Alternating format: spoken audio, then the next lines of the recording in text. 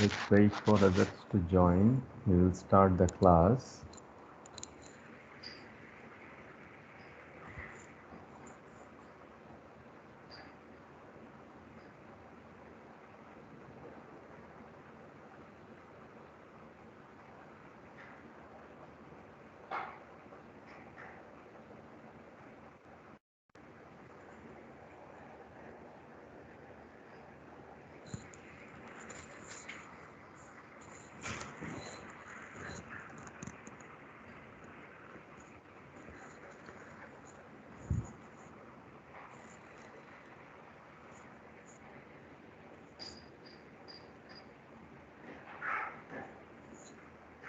So I was just going through your, midterms, this thing.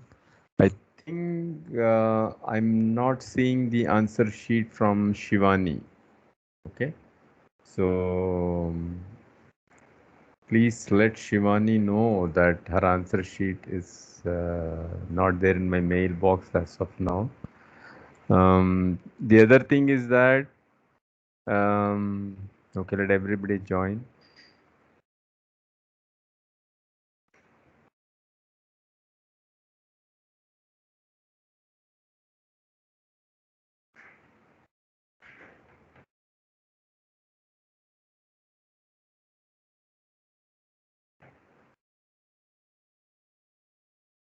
Your internal marks, there are two things in your internal marks. One, what I see is that you have a class test and an assignment and a presentation. Okay. So class test is over. Assignment, I think people have started turning in. I know Manaswini has turned in the assignment. Others are expected to turn it in. And then you will have a presentation. I think your last semesters typically, are geared up so that your presentation skills can go up. Okay. So from this module, take any one topic and make about 5 to 6 slides. Okay, and we will have a presentation towards the end of this module. Once the module gets completed, our presentations will start. Okay, so I give that choice to you based on the syllabus, based on the thing that you're most comfortable with.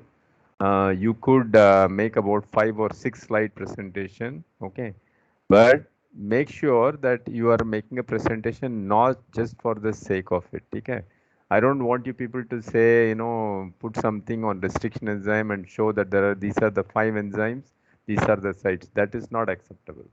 Okay, I want to have reasonable depth. Okay, there are anything, just let me know. Okay, so you need to make a presentation. Shivani, your test is midterm test. I have not yet received. Okay, so if you are listening, please mail me the test before the end of this day. Okay.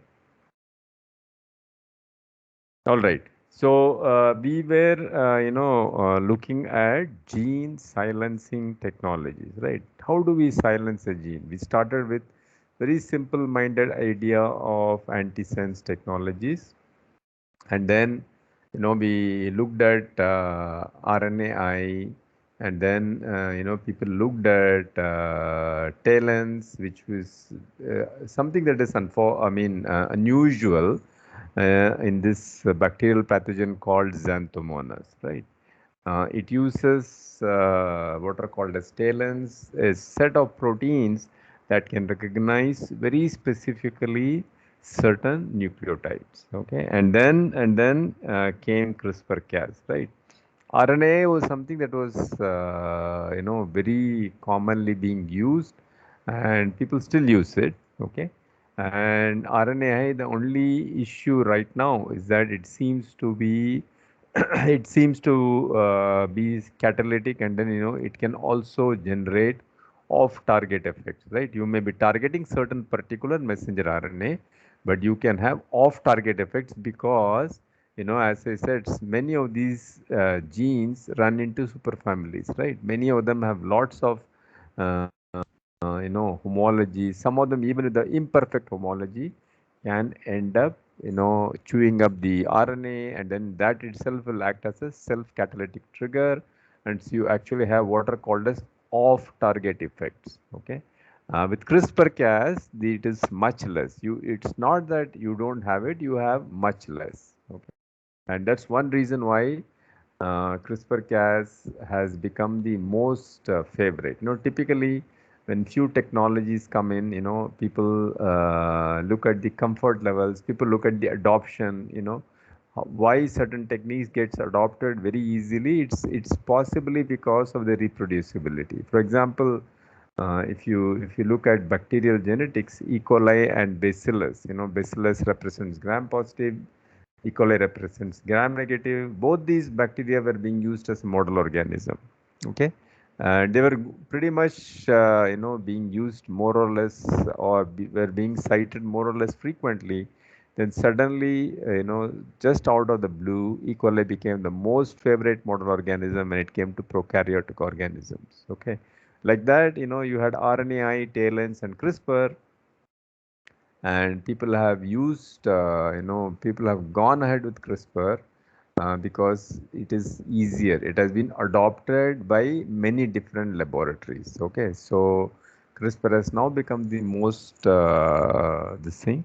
But nevertheless, because antisense started the entire race of gene silencing, anything that is exciting from academic laboratories is invariably picked up by the pharmaceutical companies to make money out of academic innovations. Okay, so antisense technologies were mature to a point that pharmaceutical companies started pouring in money in terms of creating the necessary infrastructure. And you now have, in today's class, we will see towards the end of the presentation, you now have several things that have advanced into the clinic.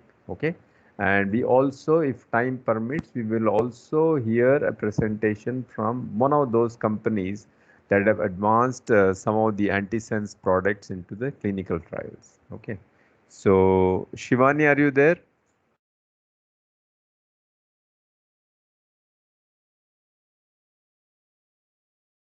Yes, sir, I'm here. Shivani, your So actually, it showed at my end that it's sent, but now it's showing it's QQ. It's not sending. Can I ask yeah, someone to yeah, send do that, it do to that, do that. I think people have done that, so go ahead and do that. Okay. you? So I'm just asking someone to send it to you. Sure, sure, In no this. problem. Sure. Thank you, sir.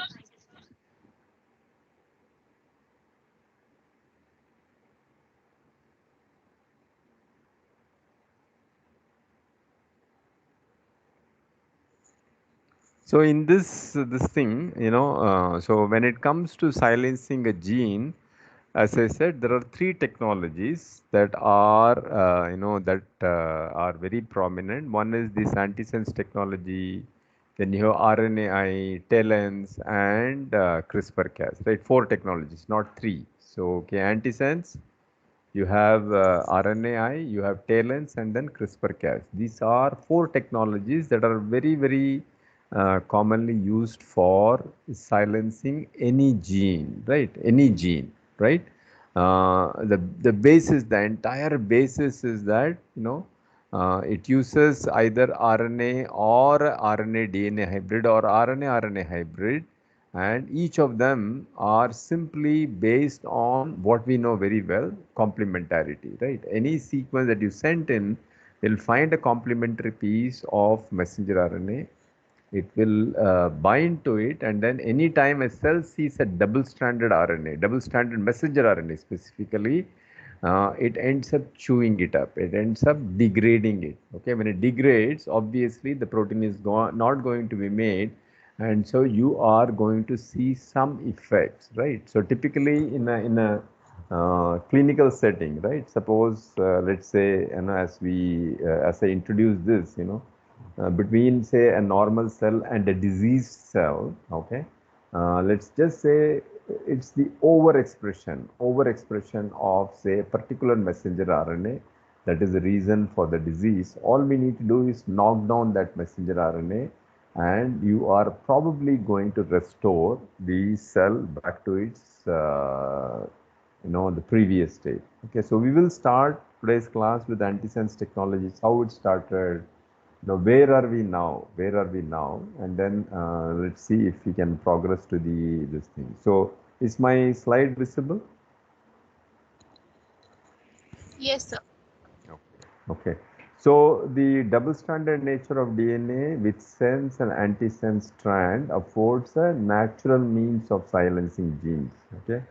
So although it was obvious that antisense strand transcript could be used for silencing in a very, very specific way, it took a while for this to be, I mean, the concept was there. People knew, all you need to do is if I want to silence gene A, I need to silence the messenger RNA, and one of the easiest way to silence messenger RNA is based on, blocking that messenger RNA very, very specifically by having an antisense oligonucleotides. Okay.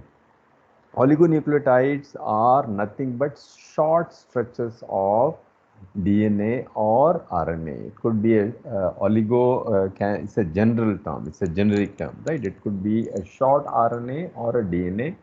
Generally, when people say oligo, it could be anywhere between 50 mer to 100 mer. Okay, nowadays, of course, you can synthesize a longer ones, but typically, whenever we say oligos, it could be anywhere up to 50 to 100 nucleotide long. Okay, nothing beyond that. Okay. So oligonucleotide based antisense techniques represent one of the most common and to date one of the most successful approach in achieving suppression or elimination of a genetic message. Okay. Antisense effect of a synthetic oligonucleotide was first demonstrated in the late 70s by a researcher called Zamenhof. He and his colleagues did that. Okay. So traditionally, antisense refers to the laboratory manipulation of DNA or RNA so that its components form a complementary copy of the normal or sense messenger RNA. As I said, the messenger RNA codes for sense, right? It cannot code for antisense, and it is the antisense in that sense that prevents or stops the translation. Okay, so antisense technologies are a suite of techniques that together form a very powerful weapon for studying gene function, so which is also called as functional genomics, and for discovering new and very, very specific treatments for diseases in humans, animals, and plants. Okay, so these all come under a common umbrella term called antisense therapeutics. Okay, the binding or hybridization of these antisense nucleic acid sequences to very specific messenger RNA through a number of different mechanisms, right? We saw what happens when the cell senses a double-stranded RNA, right? Dicer gets activated, Argonaut gets activated. There are several other proteins that get activated the moment a cell senses a double-stranded RNA. The only exception is your transfer RNA, and we all know that the difference between transfer RNA and messenger RNA is that transfer RNAs have lot of modified nucleotides. Okay, so it is presumed that it is this modified nucleotides that allow the transfer RNA to assume this cloverleaf pattern with lots of double-stranded stuff, but yet it doesn't get degraded, right? Okay, so anytime a cell finds the messenger RNA in a double-stranded form, it activates the cellular defenses. Okay. Okay, so this interruption, of the specific messenger RNA is also called as knockdown or knockout, depending on whether the message is completely or partially eliminated. When it is partially eliminated, it is called as knockdown, and when it is completely eliminated, it is called as knockout.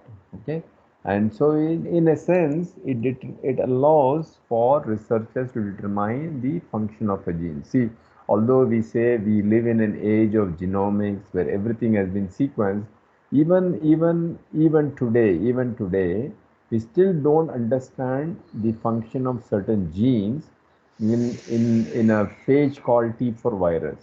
Okay, We still don't understand the function of certain genes in E. coli, right? Where are we? We have sequenced human genome.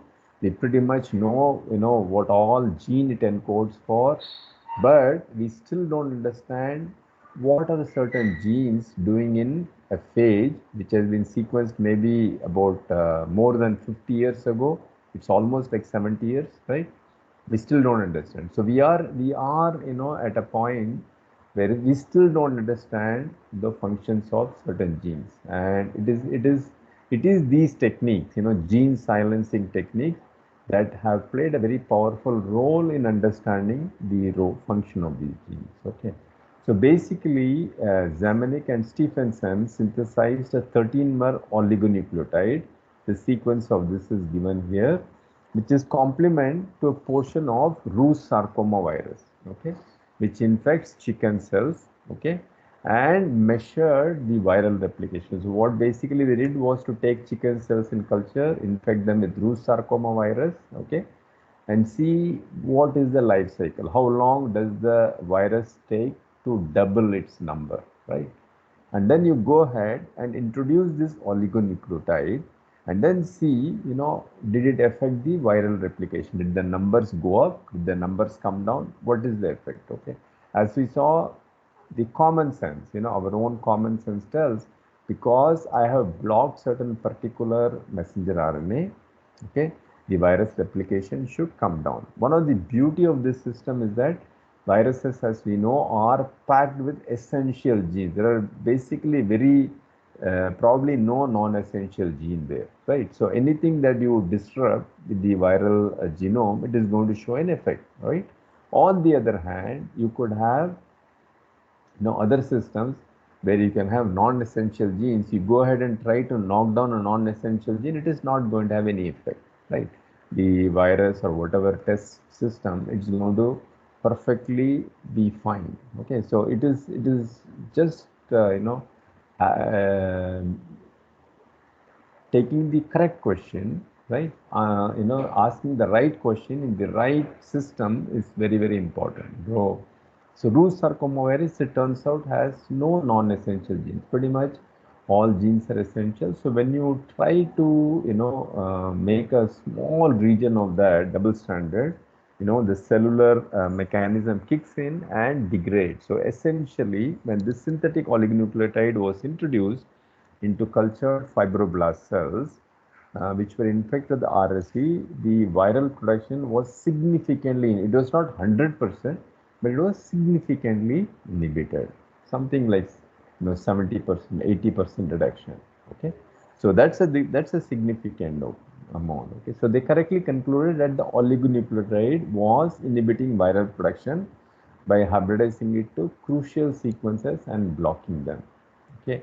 At the same time, other groups also reported similar effects for synthetic oligonucleotide in other systems, right? So thus antisense mediated effects are widespread. It's not something that is only with respect to, chicken fibroblast and Rous sarcomovirus. It is not something only to that. It's widespread. It is probably present in every other this thing, and it is probably because it is present in many species, they could have a common mechanism. Okay, so this simple and gene specific silencing promised huge benefits to patients, but there are several issues. In fact, I alluded to it yesterday, and when we saw the lecture, we were told it didn't do a good job, right? So these issues we need to overcome them before they can become efficacious in the clinic. For example, I'm focusing on clinic, but this has wide application. It could be for agriculture, right? It could be for veterinary products. It could be for humans, right? It could be for anything, right? So I'm focusing on the clinic, right? So, for example, people say infect with HIV. Right? If you go with an antisense against the most important part of HIV, say, the reverse transcriptase, because reverse transcriptase is very, very essential for translating that RNA into DNA. So suppose you go and block that reverse transcriptase, right? you can literally prevent the people from being further infected with HIV, right? So HIV is just one example. You could do a similar thing with flu virus. You could do a similar thing with corona. You could do a similar thing with any future epidemic that could happen. Now, all you need to do is get to know the sequence of the pathogen. Okay, design an oligo which can be anywhere between 50 to 100. But as we saw in the previous slide, right? As we saw in the previous slide, it didn't have to be that big. No, this is just a 13-mer oligonucleotide, right? So you can go with a 13-mer oligonucleotide, and you can block that virus from replicating. It's easy, right? Similar is the case with cancer. We all know that cancer happens because of certain genes getting overexpressed, right? If you remember your basic class on cell cycle is mediated by cyclins and cyclin dependent kinases, and that's been generally seen that most cancers have an overexpression of certain cyclins. In some cancers, it is not cyclin, but it is cyclin dependent kinases. So suppose you go into a cancer cell which is overexpressing cyclin dependent kinases. All you need to do is block that, and you have pretty much cured cancer. Those cells cannot cycle, and eventually they might commit apoptosis or cellular suicide, and so you now have a beautiful therapy for cancer. So in theory this looks beautiful, but as I said, there are challenges, right? How do we deliver? One of the challenges, how do we deliver these antisense oligonucleotides, right? Delivery is just one part, right? Even after you deliver, it turns out that cells can pretty much degrade your antisense oligonucleotides even before it had the time to go and bind to the specific messenger RNAs. Okay, so it turned out that the challenges are multifold, and then it also turns out that some of these oligos can actually be the way it is made, right? The chemistry, the way it is made, can actually turn out to be toxic to patients, right? So there are multiple issues that need to be overcome before it can be successfully applied into the clinic. Of course, as I said, as we heard it, this the whole process started in the late 70s. So we have now had a good almost like 50 years, and technologies have advanced that things are slowly coming into the clinic. Okay, so this is just a schematic. Okay, so viral particle attaches to the cell surface and inserts genome, right? This is the genome, and the infected cell generates multiple copies of RNA from the viral genome. Okay, all we need to do is introduce the small tiny oligonucleotide. This will go and bind to the specific messenger RNA. Okay, and the messenger RNA will degrade it. Messenger RNA gets degraded. One other thing that you can do is, if you want to target a bunch of messenger RNAs, what you need to do is look for the common sequences, right? You can design an oligo that can go and bind to different messenger RNAs, okay, based on their consensus common sequence, and then it will go and target not just one, but it will also hit several others. So it is entirely in your hands. You can design an oligo to knock out just messenger RNA A, or whether you would like to do multiple messenger RNAs, you can still be able to do that. Okay. Okay. So the sense strand is a 5' to 3' messenger RNA molecule or a DNA molecule. The complementary strands or mirror strand to the sense strand is what is called as antisense strand. Okay. The antisense technology is the process in which the antisense strand hydrogen bonds with the targeted sense strand. When an antisense strand binds to messenger RNA sense strand, a cell will recognize this double helix as foreign to the cell, because as we all know, the cell recognizes messenger RNA as a single stranded messenger RNA, right? And whenever it sees a double strand messenger RNA, it will go and degrade the faulty messenger RNA molecule, thus preventing the production of the undesired protein. Okay, so DNA or RNA can be used as effectors to study the antisense technology.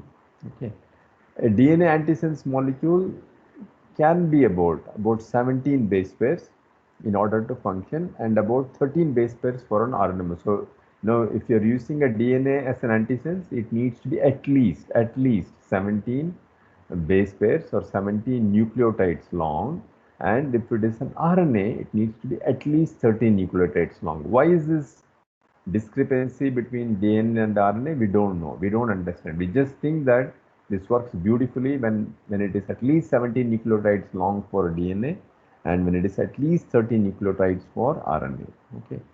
RNA antisense strands can be either catalytic or non-catalytic. We'll come back and see what this catalytic and non-catalytic means. Okay.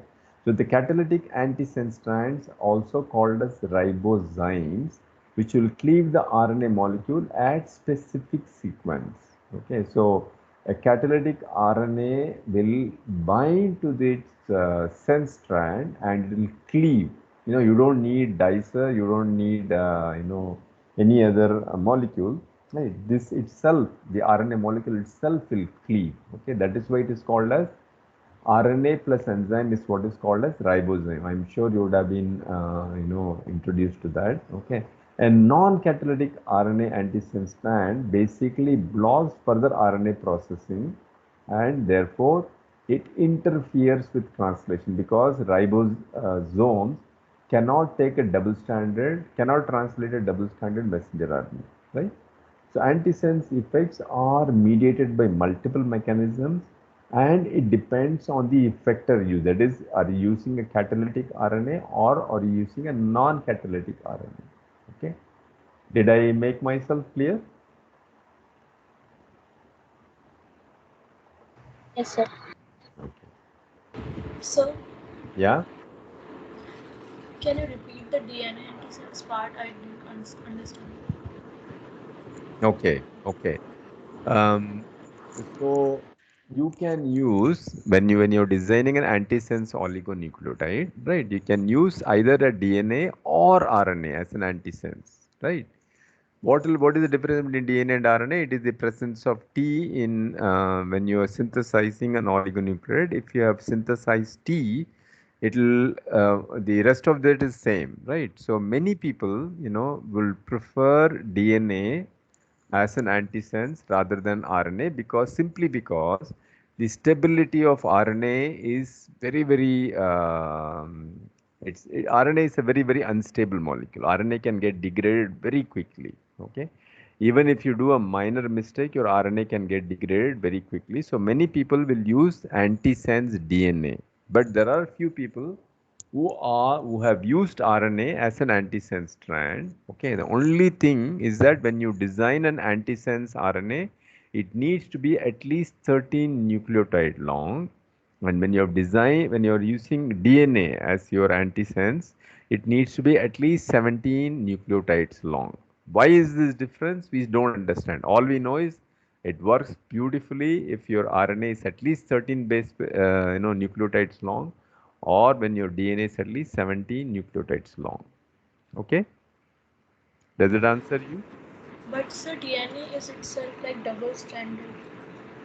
DNA is double stranded when you go synthesize this oligo. So you synthesize only a single stranded oligo so that it can go and bind to the appropriate messenger RNA. Okay, sir, thank you. Okay. So what is the mechanism of action? Both natural and modified DNA and RNA oligos, which are generally between 18 to 25 nucleotides, have been used in antisense studies. We will come back and see what this natural and modified DNAs are. Okay. Basically, you go ahead and, you do some structural changes in the components. Okay. So once hybridized to their targets, okay, the negatively charged oligos, such as phosphodiesterase and phosphorothioates, we'll see the structure of these, okay, are recognized by the cellular enzyme called RNase H. So whenever this enzyme RNase H sees a double-stranded RNA, okay, it basically cleaves the RNA strand of the complex and thereby degrades the target messenger RNA. This is one, this thing. Okay, another class of antisense molecules do not activate RNase H, okay, because of the nature of the duplex that is formed with RNA target, but instead they inhibit translation by steric hindrance. So there are two mechanisms, one, how antisense oligonucleotides work. One is that one set of antisense oligos will go bind to the messenger RNA and it will activate RNase H. Okay, once RNase H gets activated, it will degrade the messenger RNA. That is one. The other is that they don't activate RNase H, but instead they result in steric hindrance. Okay, it doesn't allow the ribosomes to translate this particular messenger RNA because of steric hindrance. Okay, so these are two broad mechanisms by which antisense oligonucleotides work. Is that okay? Can we move ahead? Can we go ahead, or do you want me to explain?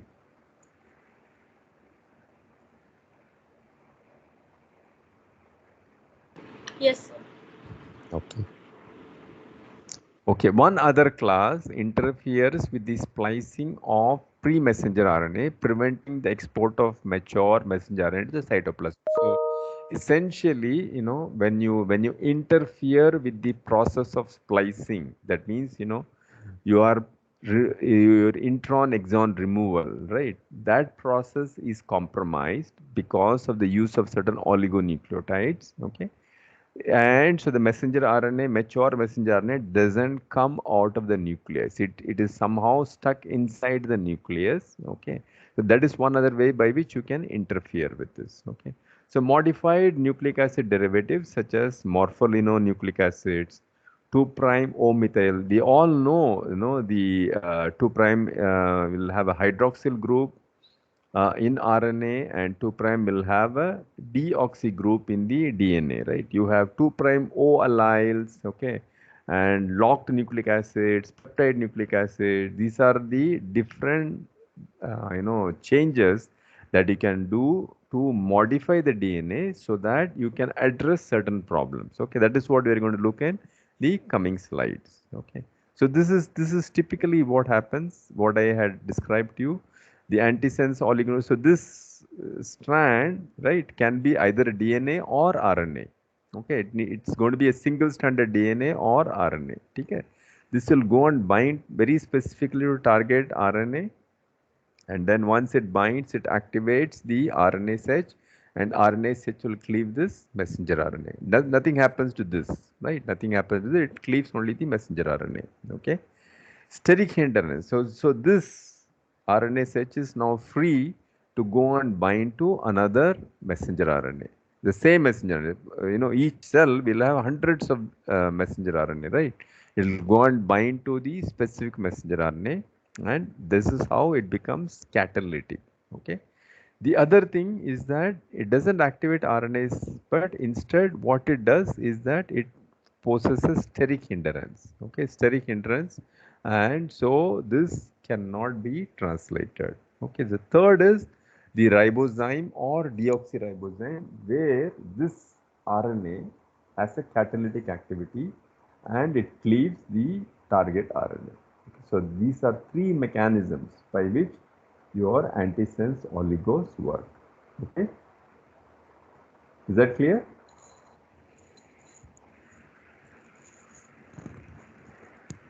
Yes, sir.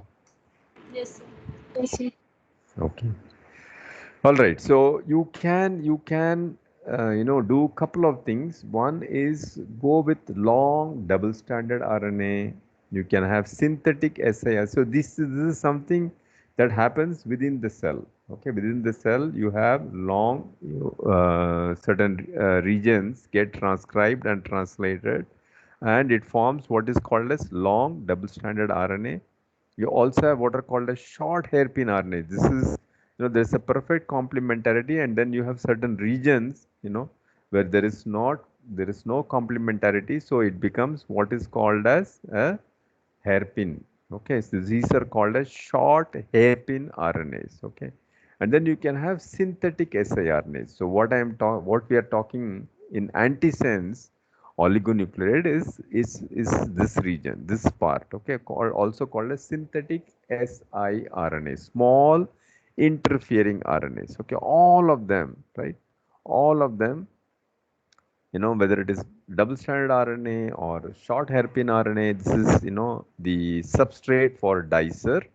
The dicer actually choose this up and makes around 21 to 23 oligonucleotide. What you see is that, there are 2 to 3 nucleotide overhang and similarly 2 to 3 nucleotide overhang. So it is not a perfect complementarity.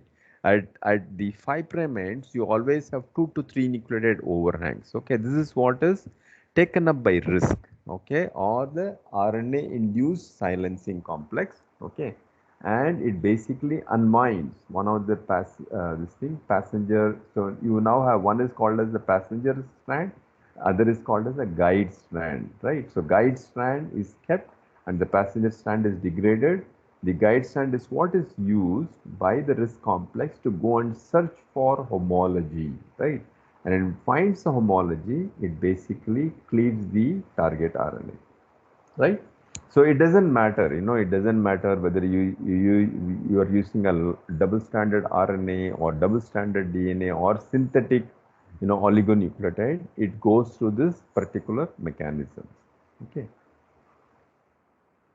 So what are the difference between antisense oligos and RNA? So in order for antisense oligos to work, there are several obstacles that need to be addressed. As I briefly alluded to you in the beginning of the lecture, there are several obstacles, and that is one reason why the antisense oligos have not yet become very, very popular in the clinic, or you have not seen much progress with that. Okay, the most immediate of this is what is called as persistence, right? So suppose you dose um,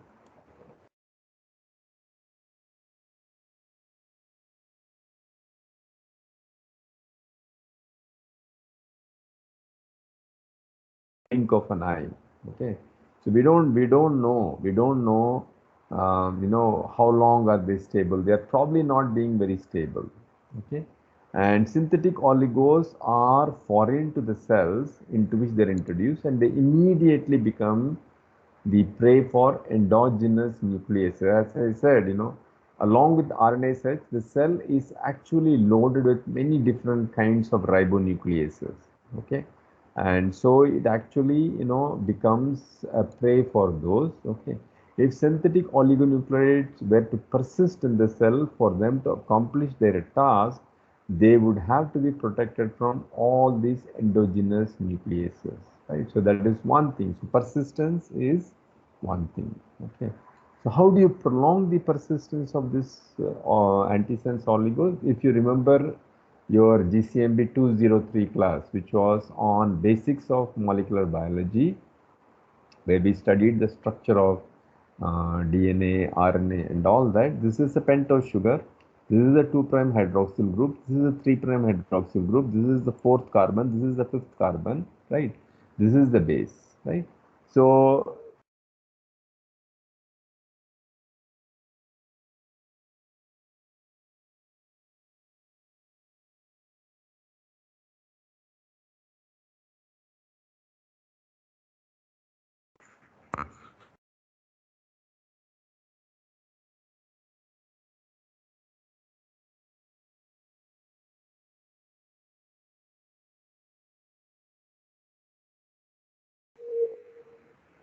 okay, so there was a network disturbance. So I was blocked. I'm back now. Okay. So there are 3 possible sites on a nucleotide where protective modifications can be introduced to increase cellular persistence, to make sure that it doesn't become prey to the nucleases or the nucleases take time to chew it up. Okay, so these modifications are possible in both DNA and RNA. Modification of a base, for example, you can modify the base so that it doesn't become, the substrate for these nucleases. Okay, You can change the phosphate backbone. You can change the phosphate backbone, okay, because it is common to both RNA and DNA. And also you can change the 2' hydroxyl group to something else so that you can increase the persistence. Okay.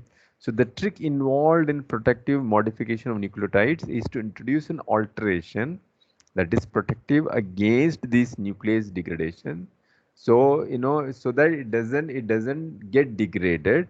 At the same time it doesn't block the hybridization, or it does not harm the cell. So that is the trick is we need to make sure that these antisense oligos are stable enough, okay, but at the same time, because of this modification that you have made, it should not affect the hybridization, or it should not affect the binding property of this to the messenger RNA that it is going to hybridize to, right? So that is the trick involved. Okay, so you now have what are called as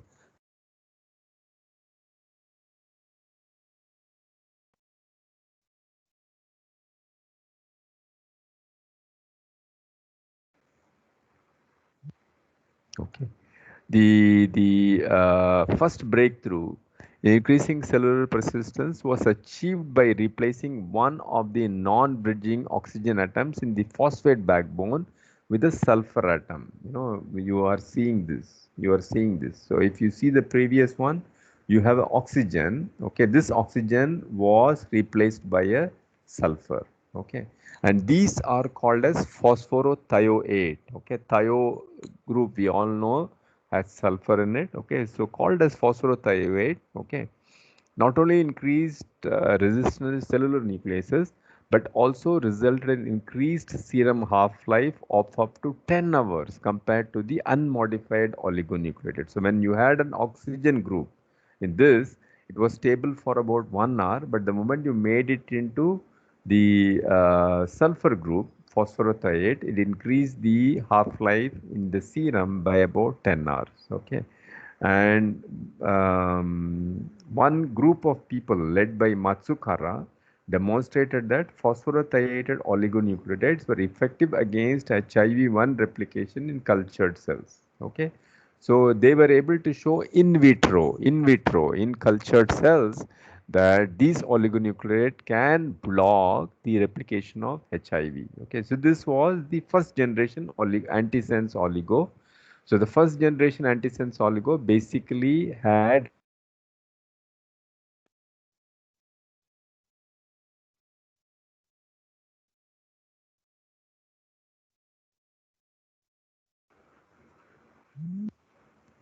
okay. So there seem to be some issue. The network seems to be going on and off. Okay. Okay. What were the disadvantages of antisense oligonucleotides? Okay. So the phosphorothioate oligonucleotides displayed slightly reduced hybridization kinetics. That means they were not able to, because of this change, they were not able to hybridize as efficiently as oxygen when it was oxygen. Okay. More importantly, it had a tendency towards non-specific binding with certain proteins. Okay, a small change, replacing an oxygen with sulfur, resulted in these oligos going and binding to proteins that resulted in cytotoxicity at high concentrations. Okay.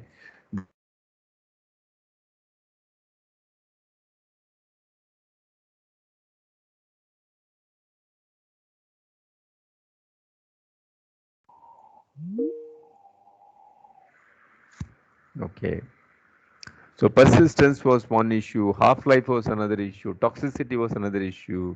So they now made another one that we need to have a dose response. We need to see a dose response and reduce toxicity. This was added to the consideration. Whenever we want to make the next generation, they said, let us make sure that we take this into consideration. Okay. So modification of the 2' hydroxyl in the ribose sugar. Okay, what we saw was in the phosphodiester backbone, right? So modification of the 2' hydroxyl in the ribose sugar gave rise to what are called as second generation antisense oligos. So what you see here is that you have not changed anything in the phosphodiester backbone, but you are changing in the 2' hydroxyls. Okay, the second generation class of modification directly addressed the non-specific and the cytotoxic issues with phosphorothioates by introducing RNA oligos with alkyl modification, the 2' position of the ribose sugar. So what you have done is basically you have just added an extra additional methyl group, and maybe few other bulky molecules. Okay. So antisense oligonucleotides containing these modifications display nuclease resistance. That means they are not getting degraded by these nucleases, and they also had lower toxicity and with slightly increased hybridization affinity. That means although it was not as good as the one unmodified one, but it was better than the phosphorothioates. Okay, so they were better than the first generation antisense oligos. Okay, one of the drawback. What was the drawback? The drawback of 2' O alkyl modification is that antisense agents containing them are not available to the RNase H cleavage, which turns out to be the most powerful silencing mechanism. Okay, so these agents are effective only through steric block. Okay, that is how people realize that it is not only cleavage, but even having a sterical interference can have a antisense effect. Okay, so the inability of 2' O alkyl agents to induce RNA H cleavage has also been used to an advantage. You don't need to always cleave it.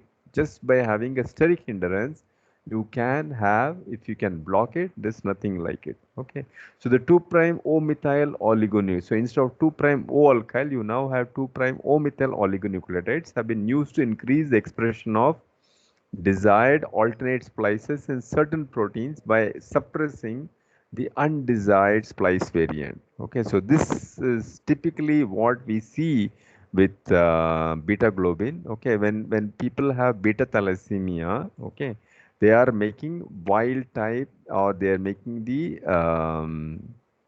mutant beta globin. Okay, they can make a wild type beta globin, but it is mutant beta globin that is getting overexpressed. Okay, so this, by doing this 2' O methyl oligos, you can prevent the mutant beta globin from being expressed, and you can promote the expression of wild type beta globin. Okay, so in a sense you are giving a lot of relief to patients with beta thalassemia. Okay.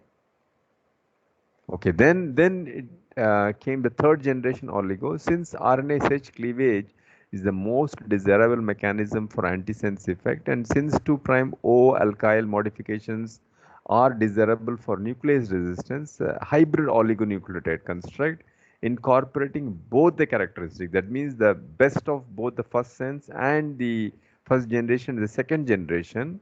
Okay, was synthesized. Okay, and these were called as gapmers. Okay, these were called as gapmer antisense oligonucleotides.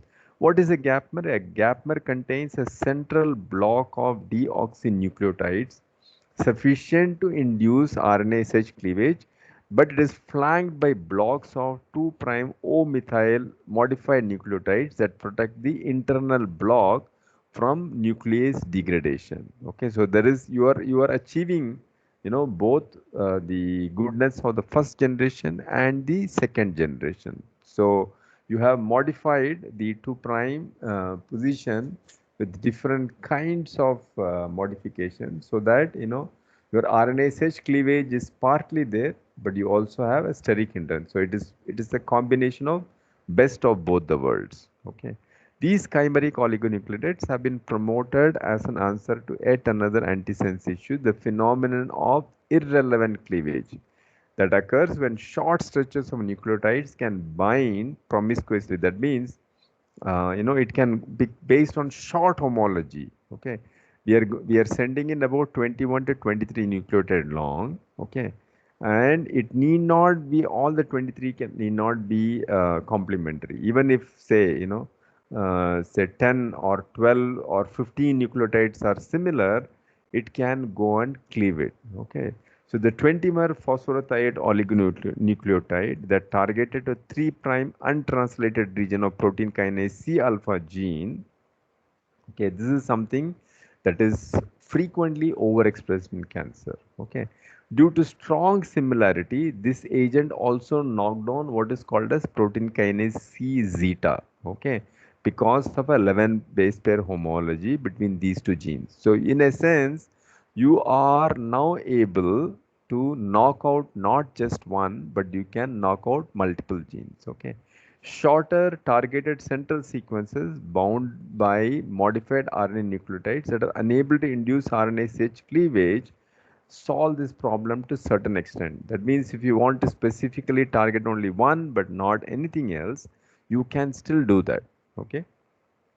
Okay, while unmodified oligodeoxynucleotides routinely form the desired DNA, and DNA-RNA duplexes, synthesis of various modifications that confer enhanced high affinity recognition of DNA and RNA targets is an ongoing endeavor. So, people are still trying, even after so many years, right? Even after so many decades, people are still trying to enhance this technology. So a variety of nucleic acid analogs have been developed that display increased stabilities when hybridized to complementary DNA or RNA as compared to the unmodified DNA or DNA-RNA duplexes. These are what are called as the third generation antisense modifications. Okay. Now, it doesn't matter whether you're in the first generation, second generation, or third generation, all of them have some drawback or the other. Okay, we are working with molecules that are less than perfect. Okay. Okay, what are the disadvantages with third generation antisense oligos? The primary issue with many of the third generation modifications, the desired mix of thermal stability in hybridization and enhanced target recognition. Okay, these are things, that are very, very important. Hello? Yes, sir. Sir, can I call you in a couple of minutes? I'm in a class. Can I call you in a few minutes? Okay, sir. Thank you. Thank you. Okay, so one of the earliest constructs to address this was what is called as peptide nucleic acid, and this was introduced by a scientist called Nielsen et al. Okay, so PNAs or peptide nucleic acids are dramatic alterations in which the sugar phosphate backbone, which is the characteristic of DNA, is totally replaced by polyamide linkages. Okay.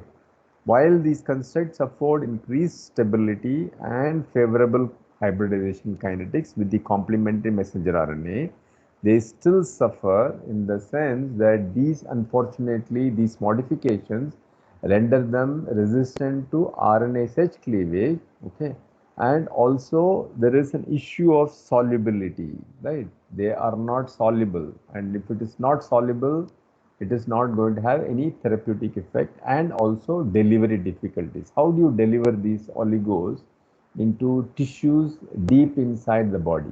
Okay, so these are some of the issues with these. Okay, and the newest and the most promising third generation modification is what is called as the locked nucleic acid. So just as you have peptide nucleic acid, PNA, these are called as LNA or locked nucleic acid. What is locked nucleic acid? This is nothing but a modified RNA nucleotide in which the ribose moiety of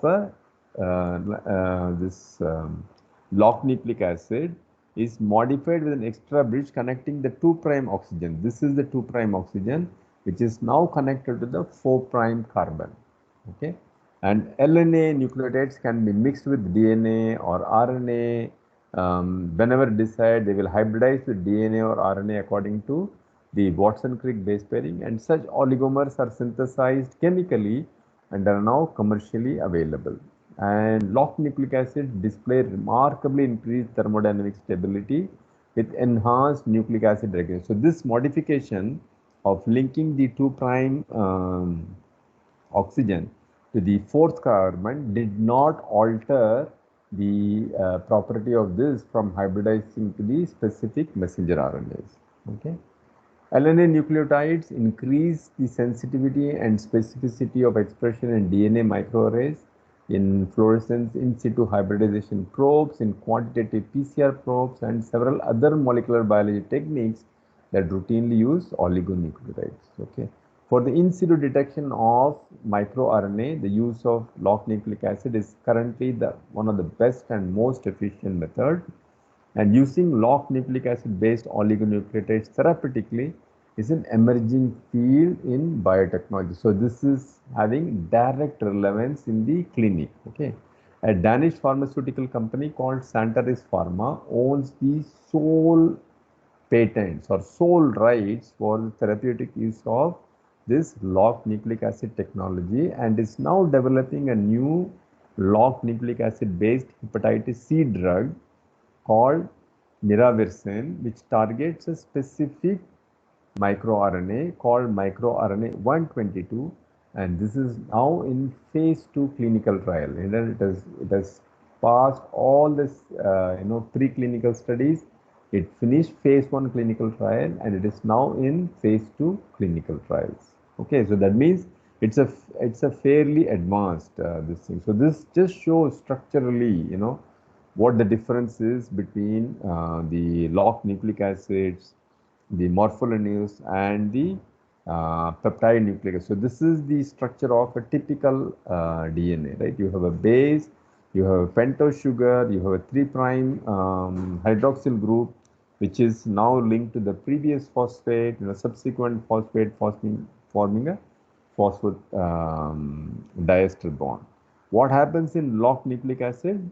In a locked nucleic acid, everything remains same except that your 2' position and the 4' position are locked together. They are linked together. Okay, so that's why it is called as locked nucleic acid. What happens in morpholinose? You have basically removed, one of the oxygen, in the phosphodiester with this linkage. Okay, so that results in what are called as morpholinose, and they also show a remarkable stability. And this is what is called as a peptide nucleic acid, where all this is gone. The characteristic of DNA is gone. No pentose sugar, no phosphodiester bond, but instead these are all replaced by amide linkages. Okay, so you actually have all these different modifications that are possible in antisense oligos. Okay, so I will stop the class at this thing. We'll continue our journey in our next class. All right. So any Excuse me, questions? sir. Yeah. Excuse me, sir. Sir, Yes. I asked Shakti to send my PDF and on my behalf. Did you receive हाँ. it? I will let you know. ठीक है? I will let you know. Oh, okay, sir. Okay, sir. Okay. Thank you, sir. Right. Thank you. Okay. So keep thinking. If there are any questions, we will discuss in this in our next class. All right. So take care. Bye. Thank you, sir. Yeah.